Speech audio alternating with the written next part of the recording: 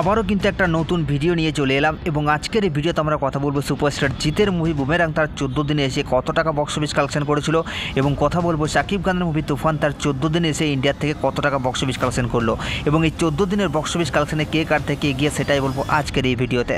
তো ভিডিওটা আপনাদের জন্য অনেকটা ইন্টারেস্টিং হতে চলেছে, তাই ভিডিওটাকে শুরু থেকে নিয়ে শেষ পর্যন্ত কন্টিনিউ করবেন।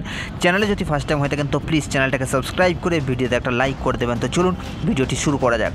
তো ভিউয়ার্স, ফার্স্ট আমরা যে মুভিটাকে নিয়ে কথা বলবো সেটা হচ্ছে সুপারস্টার জিতের মুভি বুমেরাংকে নিয়ে। তো গাইস, এই মুভিটাকে নিয়ে আপনাদেরকে নতুন করে বলার কিছু নেই, কারণ এই মুভিটা এখনও পর্যন্ত record breaking box office collection করছে। মুভিটার যে ক্রেজ সেটা কিন্তু আলাদা লেভেলের এবং এই মুভিটাকে নিয়ে শুরুর থেকেই দর্শকের মধ্যে একটা আলাদা লেভেলের ক্রেজ ছিল, হাইপ ছিল এবং এই মুভিটাকে বাচ্চার থেকে শুরু করে বয়স্ক প্রত্যেকটা মানুষ কিন্তু মুভিটাকে ভালো রিভিউ দিয়েছে, ভালো রিয়াকশান দিয়েছে, যার কারণে কিন্তু মুভিটা তার 42 দিনে এসেও একটা record breaking box office collection করতে সক্ষম হচ্ছে। তো আপনারা অলরেডি যারা আমার ভিডিও প্রতিনিয়ত দেখেন বক্স অফিস রিলেটেড, তারা অবশ্যই জানেন যে এই মুভিটা এখনও পর্যন্ত কী লেভেলের বক্স অফিস কালেকশনটা নিয়ে আসছে। তো যাই হোক, এখন আমরা কথা বলবো যে এই মুভিটা তার 14 দিন এসে কত টাকা বক্স অফিস কালেকশন করেছিল।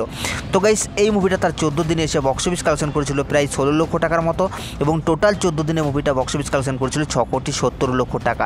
তো এটা কিন্তু একটা রেকর্ড ব্রেকিং কালেকশন, যদিও মুভিটা তার 42 দিনে এসে অলরেডি ব্লকবাস্টার হয়ে গেছে। তো এই মুভির বক্স অফিস কালেকশন নিয়ে আপনাদের কি মতামত নিচের কমেন্ট বক্সে অবশ্যই জানাবেন। তো গাইস, এরপর আমরা কথা বলবো বাংলাদেশের super duper most awarded movie Shakib খানের মুভি তুফানকে নিয়ে। তো গাইস, আপনারা সকলেই জানেন যে এই মুভিটা record breaking box office collection করছে বাংলাদেশ থেকে, তার সঙ্গে সঙ্গে মুভিটা কিন্তু ওভারসিজ থেকেও একটা record breaking box office collection নিয়ে এসেছে এবং মুভিটা এখন অলরেডি 6 দিন হলো ইন্ডিয়াতে রানিং সাকসেসফুলি। তো সেখান থেকে মুভিটার রেসপন্স কেমন? তো গাইস, এই মুভিটা তো মাথা নষ্ট করা বক্স অফিস কালেকশন নিয়ে এসেছে ভাই, এটাকে নিয়ে কোনো রকমের কোনো সন্দেহ নেই। কিন্তু আমি আপনাদেরকে অনেক ভিডিওতে বলেছিলাম যে মুভিটা ওভারসিজ প্লাস বাংলাদেশ থেকে record breaking box office collection নিয়ে আসলেও মুভিটা কিন্তু ইন্ডিয়ার বক্স অফিস কালেকশনে মুখ থুবড়ে পড়বে, কারণ কলকাতার মার্কেটে কমার্শিয়াল মুভির কোনো রকমের কোনো চাহিদা নেই ভাই। সেখানে দেব এবং জিতের মতো সুপারস্টারের মুভিও অলরেডি ফ্লপ হয়ে যাচ্ছে। তো সেই জায়গায় দাঁড়িয়ে শাকিব খানকে তো অনেকেই অধিকাংশ মানুষ চেনে না, যার কারণে কিন্তু মুভিটা record breaking box office collection করতে পারবে না। সেটা আমি আপনাদেরকে অনেক আগেই প্রেডিকশন করে বলে দিয়েছিলাম এবং এখন কিন্তু সেটা হয়েওছে। মুভিটা কিন্তু কলকাতার বক্স অফিস থেকে record breaking box office collection করতে পারছে না।